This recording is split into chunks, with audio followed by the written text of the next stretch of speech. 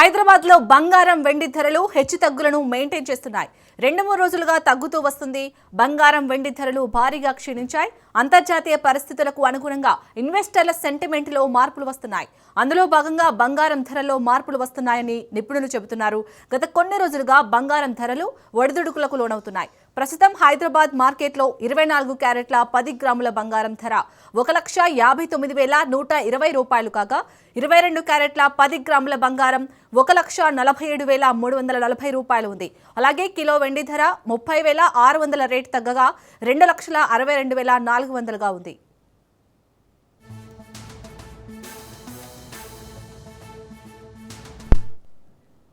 హైదరాబాద్ లో బంగారం వెండి ధరలు హెచ్చుతగ్గులను మెయింటైన్ చేస్తున్నాయి. 2-3 రోజులుగా తగ్గుతూ వస్తుంది. బంగారం వెండి ధరలు భారీగా క్షీణించాయి. అంతర్జాతీయ పరిస్థితులకు అనుగుణంగా ఇన్వెస్టర్ల సెంటిమెంట్ లో మార్పులు వస్తున్నాయి. అందులో భాగంగా బంగారం ధరల్లో మార్పులు వస్తున్నాయని నిపుణులు చెబుతున్నారు. గత కొన్ని రోజులుగా బంగారం ధరలు ఒడిదుడులకు లోనవుతున్నాయి. ప్రస్తుతం హైదరాబాద్ మార్కెట్లో 24 క్యారెట్ల 10 గ్రాముల బంగారం ధర 1,59,120 రూపాయలు కాగా 22 క్యారెట్ల 10 గ్రాముల బంగారం 1,47,340 రూపాయలుగా ఉంది. అలాగే కిలో వెండి ధర 30,600 రేటు తగ్గగా 2,62,400గా ఉంది.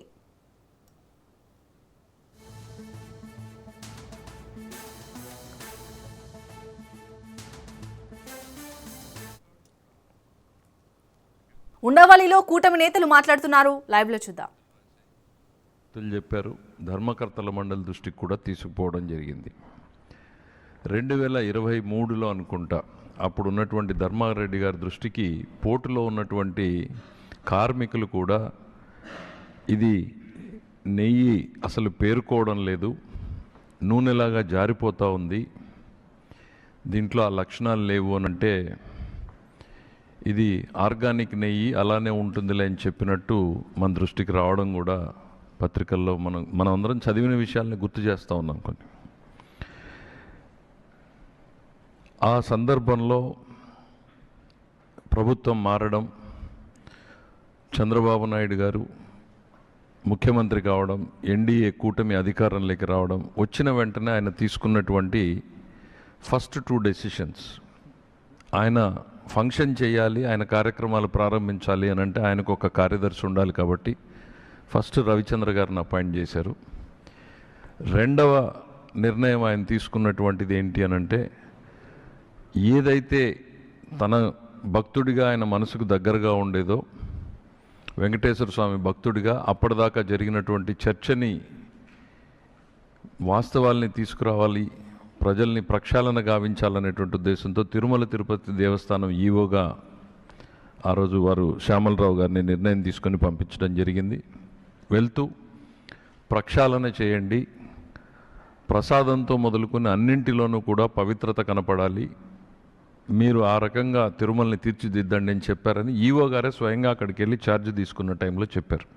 అంటే very simple straight forward direction ముఖ్యమంత్రి గారు ఇచ్చింది తప్ప వేరే ఏం కాదు. ఆ దిశలో ఈవో గారు ఆయన విధి నిర్వహణ కర్తవ్యంలో భాగంగా ఒక మంత్లో వచ్చినటువంటి 4 ట్యాంకర్లు సప్లై జరిగినప్పుడు ఆ నెయ్యి శాంపిల్స్ని తీసి NDDB national dairy development board కాఫ్కి శాంపిల్స్ పంపించడం జరిగింది. నేషనల్ డైరీ డెవలప్మెంట్ బోర్డు మనకు తెలుసు, భారతదేశంలో అత్యున్నతమైనటువంటి సంస్థ. ఇట్స్ మదర్ ఆఫ్ డైరీస్ అని చెప్పొచ్చు, మదర్ ఆఫ్ డైరీ టెక్నాలజీ అని చెప్పొచ్చు. భారతదేశ డైరీని రూపుని మార్చినటువంటి సంస్థలు. ఎన్డీడీఎఫ్ సిఏఎల్ఎఫ్కి శాంపిల్స్ పంపించినప్పుడు కొద్ది రోజుల తర్వాత ఆ రిపోర్ట్లు రావడం, ఆ రిపోర్ట్లో మనం నివ్వెరబోయేటువంటి అంశాలని మనం చూడడం జరిగింది. సో మీ ముందుకి జస్ట్ ఆ ఒక్క లాస్ట్ పేజ్, దాదాపు 10 పేజీల రిపోర్ట్ ఉంటే దాంట్లో ఉన్నటువంటి లాస్ట్ పేజ్ని గతంలో కూడా చెప్పాం, మళ్ళీ చెప్పే ప్రయత్నం చేస్తున్నాం.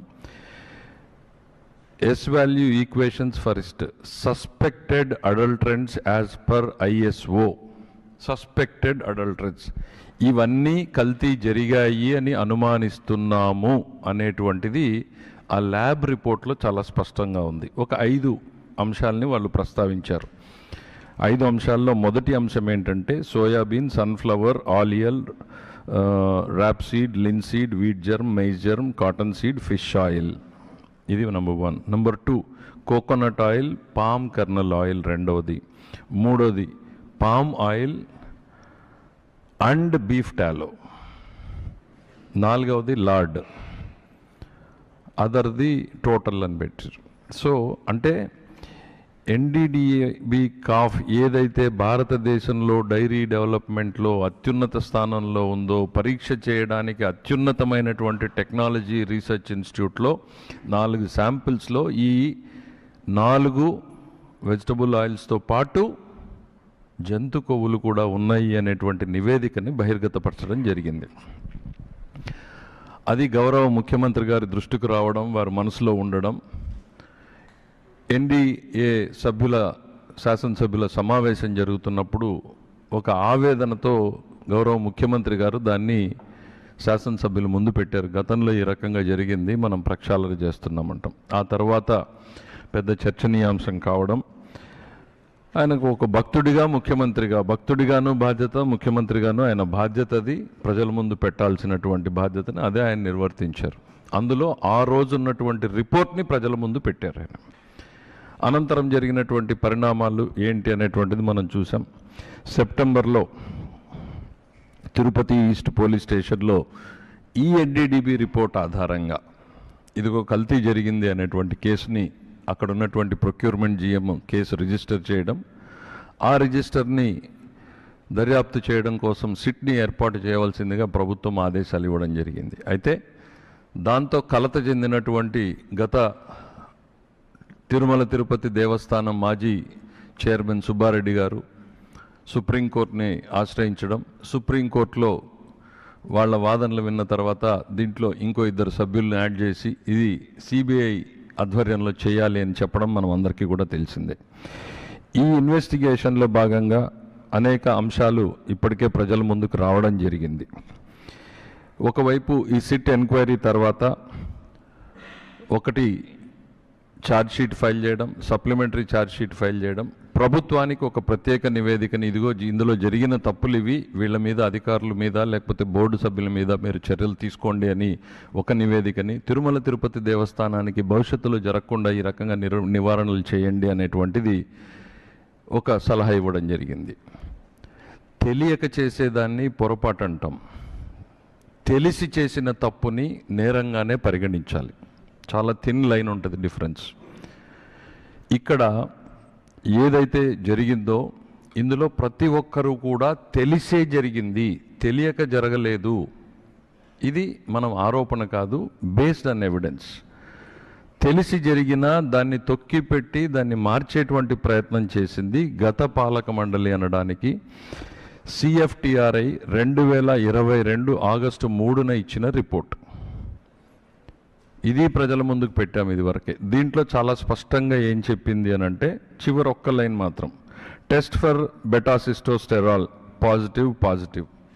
ఇప్పుడు ఏదైతే ఎన్డీడీబీ కాఫ్ టెస్ట్లో వచ్చిందో బెటాసిస్టోస్టెరాల్ ఉంటే ఇవన్నీ ఉండే అవకాశం ఉంది అని, దాంట్లో కన్క్లూజివ్గా రాకపోయినా బెటాసిస్టోస్టెరాల్ టెస్ట్ పాజిటివ్ అని వచ్చిందంటే దాదాపు ఆ డైరీ ఎక్స్పర్ట్స్ ఉన్నారు, ఆ డైరీ ఎక్స్పర్ట్స్ వీళ్ళందరూ దీన్ని ఈ సిఎఫ్టిఆర్ఐ రిపోర్ట్ని గత పాలక మండలి చైర్మన్ గారి దృష్టికి తీసుకెళ్లారు.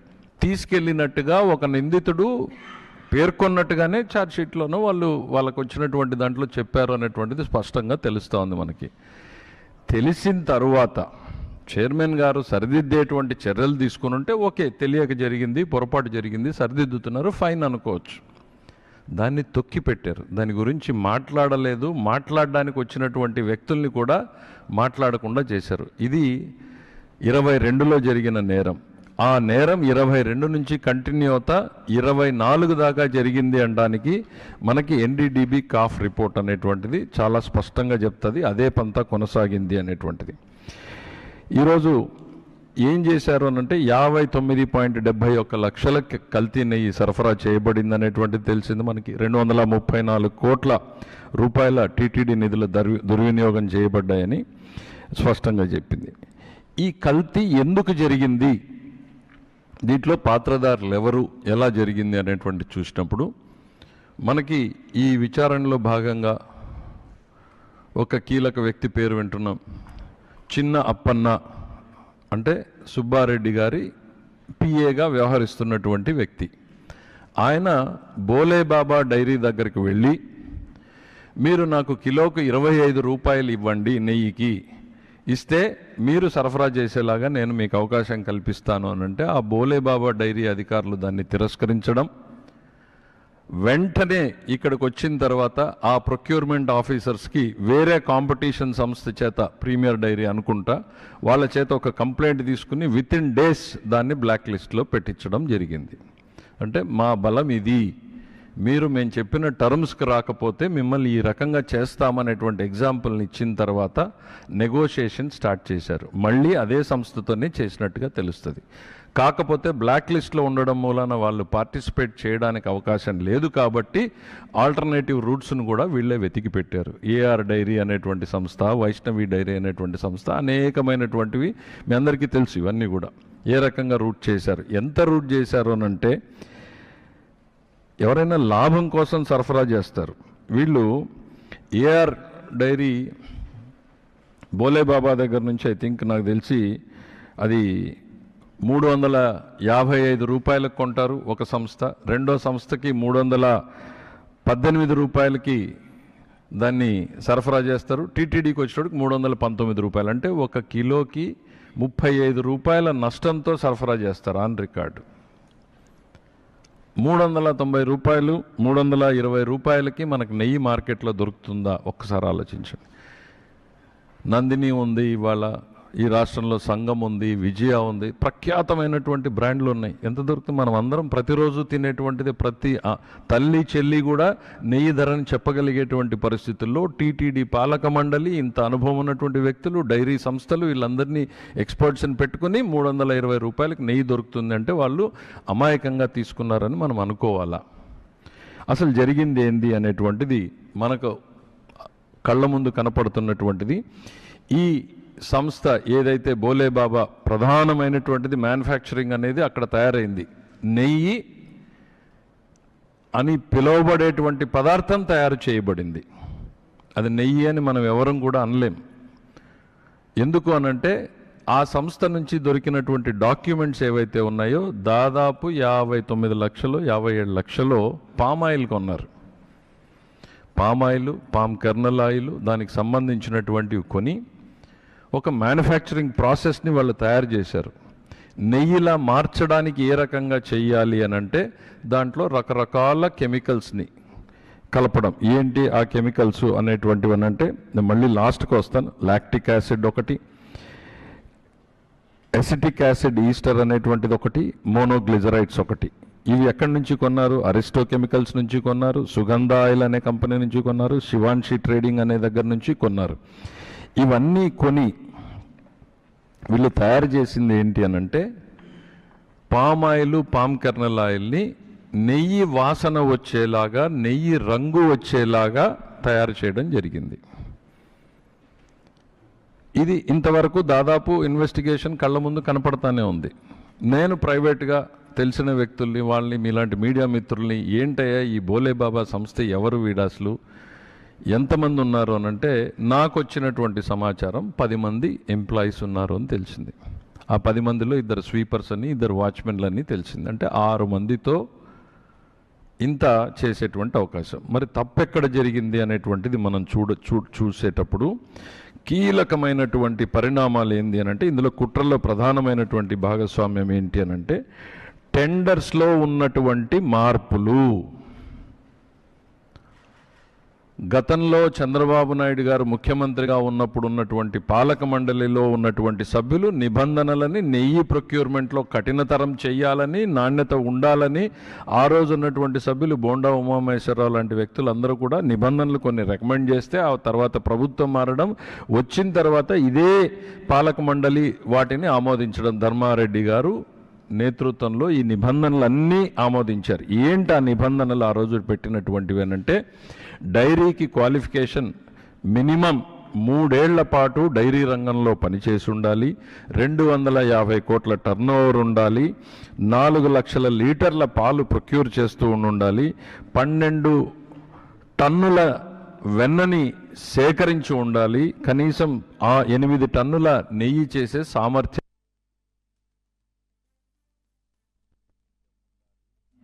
ఇవి ఒక డైరీకి పెట్టింది. గానే వీళ్ళందరికీ పెట్టారు. ఏం చేశారు అంటే కాన్స్పిరసీ కళ్ళ ముందు కనపడుతుంది. అక్కడ నెగోషియేషన్ నడుస్తుంది, కఠినమైన నిబంధనలు ఉన్నాయి. ఆ నిబంధనల ప్రకారం వాళ్ళు రాలేరు కాబట్టి వాళ్ళని ఇక్కడికి తీసుకురావడం కోసం నిబంధనల మార్పు చేశారు. ఏం చేశారు? 3 సంవత్సరాల నుంచి 1 సంవత్సరం అనుభవం ఉంటే చాలు అని చెప్పారు. 150 కోట్ల టర్నోవర్ ఉంటే చాలు అని చెప్పారు. 4 లక్షల లీటర్ల పాలు సేకరించే సామర్థ్యం ఉండాలి, సేకరించి ఉండాలి అన్న నిబంధనని పూర్తిగా తీసేశారు. అంటే పాలు లేకుండా నెయ్యి చేసే విధానాన్ని వీళ్ళు మార్గం సుగమం చేశారు. ఆ తర్వాత ఈ 12 లక్షల టన్నుల వెన్న సేకరణ అనేదాన్ని పూర్తిగా తీసి 3 టన్నులు చేశారు. నెయ్యి చేసే సామర్థ్యం మొత్తం తీసేశారు. అసలు ఈ నిబంధనల మార్పుతోనే ఈ మొత్తం కాన్స్పిరసీ నడిచింది. ఒకవైపు నెగోషియేషను, మరోవైపు నిబంధనలను మార్చేటువంటి కుట్ర. మార్చి ఆ పాత్రదారులు వచ్చారు. వచ్చిన తర్వాత ఏం జరిగిందో మనం కళ్ళ ముందు చూసాం. పామాయిల్, కర్నల్ ఆయిల్ని పెట్టి వీళ్ళందరూ సరఫరా చేయడం.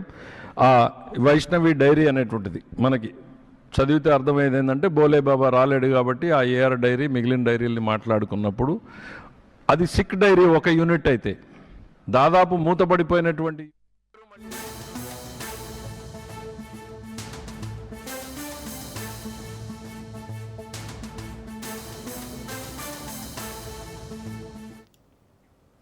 తెలంగాణలోని గ్రామ పంచాయతీలకు కేంద్ర ప్రభుత్వం గుడ్ న్యూస్ చెప్పింది.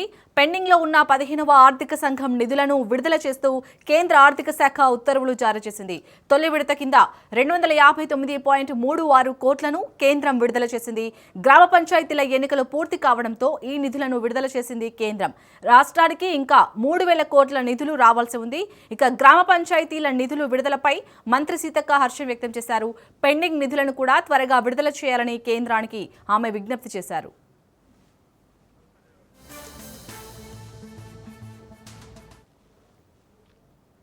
తెలంగాణలోని గ్రామ పంచాయతీలకు కేంద్ర ప్రభుత్వం గుడ్ న్యూస్ చెప్పింది. పెండింగ్లో ఉన్న 15వ ఆర్థిక సంఘం నిధులను విడుదల చేస్తూ కేంద్ర ఆర్థిక శాఖ ఉత్తర్వులు జారీ చేసింది. తొలి విడత కింద 259.36 కోట్లను కేంద్రం విడుదల చేసింది. గ్రామ పంచాయతీల ఎన్నికలు పూర్తి కావడంతో ఈ నిధులను విడుదల చేసింది కేంద్రం. రాష్ట్రానికి ఇంకా 3,000 కోట్ల నిధులు రావాల్సి ఉంది. ఇక గ్రామ పంచాయతీల నిధులు విడుదలపై మంత్రి సీతక్క హర్షం వ్యక్తం చేశారు. పెండింగ్ నిధులను కూడా త్వరగా విడుదల చేయాలని కేంద్రానికి ఆమె విజ్ఞప్తి చేశారు. ఇక ఇదే అంశంపై మరిన్ని డీటెయిల్స్ ని మా ప్రతినిధి సునీల్ అందిస్తారు. సునీల్, కేంద్ర ప్రభుత్వం తెలంగాణ గ్రామ పంచాయతీలకు గుడ్ న్యూస్ చెప్పింది. 15th ఫైనాన్స్ కమిషన్ నిధులను గత కొంతకాలంగా తెలంగాణ రాష్ట్రంలో గ్రామ పంచాయతీ ఎన్నికలకు సంబంధించినటువంటి జాప్యం ఉండడంతో 15th కమిషన్ నుంచి రావాల్సిన నిధులు మొత్తం కూడా ఇప్పటికే ఆగిపోయాయి. అయితే ఇటీవల కాలంలో గ్రామ పంచాయతీ ఎన్నికలు మొత్తం కూడా పూర్తిగా కంప్లీట్ అయిన నేపథ్యంలో కేంద్ర ప్రభుత్వం 15th ఫైనాన్స్ కమిషన్ నుంచి రావాల్సిన దాదాపు 3,000 కోట్ల రూపాయలకు సంబంధించిన నిధులలో ఈ రోజు తొలి విడతగా దాదాపు కేంద్ర ఫైనాన్స్ కమిషనర్ 259.36 కోట్లు నిధులు విడుదల చేస్తూ కేంద్ర ప్రభుత్వం ఉత్తర్వులు కూడా జారీ చేసింది. కేంద్ర ఆర్థిక శాఖ ఈ రోజు కొద్దిసేపటినే ఉత్తర్వులు జారీ చేసింది. ఉత్తర్వులపై అటు మంత్రి సీతక్క, గ్రామ పంచాయతీ మంత్రిగా ఉన్నటువంటి మంత్రి సీతక్క కూడా కొంత హర్షం కూడా వ్యక్తం చేయండి. మిగిలినటువంటి పెండింగ్ నిధులను కూడా వెంటనే కేంద్ర ఫైనాన్స్ కమిషన్ వెంటనే విడుదల చేయాలంటూ కూడా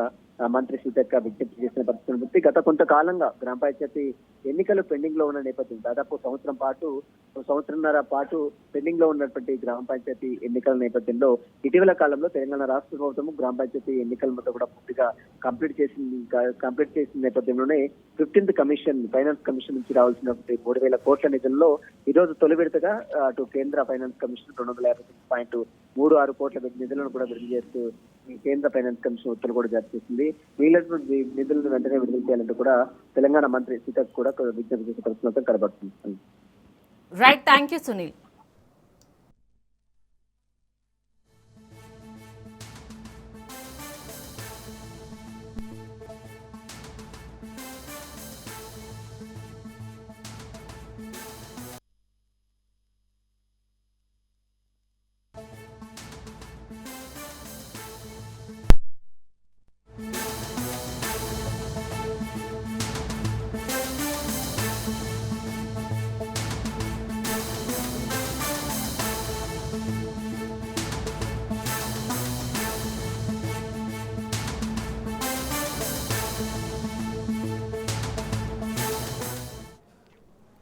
బ్రేకింగ్ న్యూస్ చూస్తున్నాం. తెలంగాణలో సంచలనంగా మారిన ఫోన్ ట్యాపింగ్ కేసులో సిట్ ఛార్జ్ షీట్ దాఖలు చేయనుంది. ఛార్జ్ షీట్ దాఖలకు ముందే అరెస్టులు ఉండనున్నట్లు తెలుస్తోంది. పక్కా ఆధారాలు, టెక్నికల్ ఎవిడెన్స్ తో ఫైనల్ ఛార్జ్ షీట్ సిద్ధం చేస్తున్నారు పోలీసులు. బలం చేకూర్చేలా 2000కు పైగా సాంకేతిక ఆధారాలు, 300 మందికి పైగా సాక్షుల వాంగ్మూలాలు కీలకంగా మారాయి.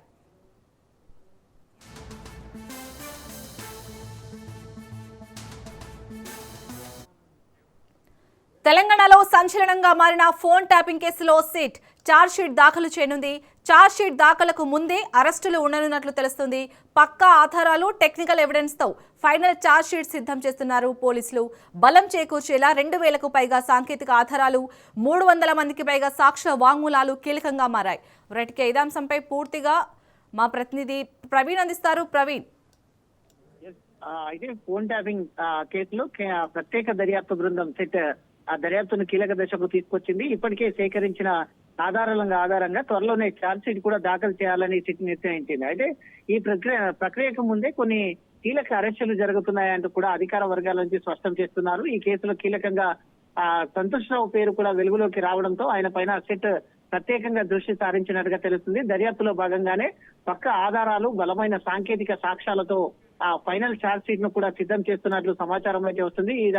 అదేవిధంగా phone call data, server logs, digital tracking వంటి ఆధునిక సాంకేతిక ఆధారాలను సిట్ విశ్లేషిస్తుంది. కేసును బలోపేతం చేసేలా సిట్ ఇప్పటికే 2000కు పైగా టెక్నాలజీ ఎవిడెన్స్ లను సేకరించింది. అంతేకాకుండా 300 మందికి పైగా సాక్షుల వాంగ్మూలాలను కూడా నమోదు చేసింది. వీటితో పాటు అక్రమంగా ఫోన్ ట్యాపింగ్ ఉపయోగించినట్లు గుర్తించినటువంటి 618 నంబర్లు ఏవైతే ఉన్నాయో దాంట్లో దర్యాప్తులో కీలక మలుపు తిప్పుతున్నట్టుగా తెలుస్తుంది. నిందితులు ఆ చట్టం నుంచి తప్పించుకోకుండా ఉండేందుకు సిట్ అధికారులు ముందస్తుగా వ్యూహాన్ని అమలు చేస్తున్నట్టుగా కూడా తెలుస్తుంది. ఈ క్రమంలోనే అనుభవజ్ఞులైన న్యాయ నిపుణులతో పలు దఫాలుగా సమావేశాలు నిర్వహిస్తూ కేసులో ఎక్కడ చట్టపరమైన లోపాలు లేకుండా జాగ్రత్తలు కూడా తీసుకుంటున్నట్టుగా తెలుస్తుంది. అయితే ఛార్జ్ షీట్ పూర్తయిన తర్వాత మరోసారి న్యాయ నిపుణులతో సమీక్ష సమావేశం నిర్వహించి అన్ని అంశాలు స్పష్టంగా ఉన్నాయా లేదా అనే దానిపైన తుది నిర్ణయం తీసుకుంటున్నారు. మొత్తంగా ఈ కేసులో ఎలాంటి సమాచారం లీక్ కాకుండా పకడ్బందీగా బలమైన ఆధారాలతో ముందుకు వెళ్లడమే సిట్ లక్ష్యంగా పనిచేస్తున్నట్టుగా తెలుస్తుంది. Right, thank you Praveen.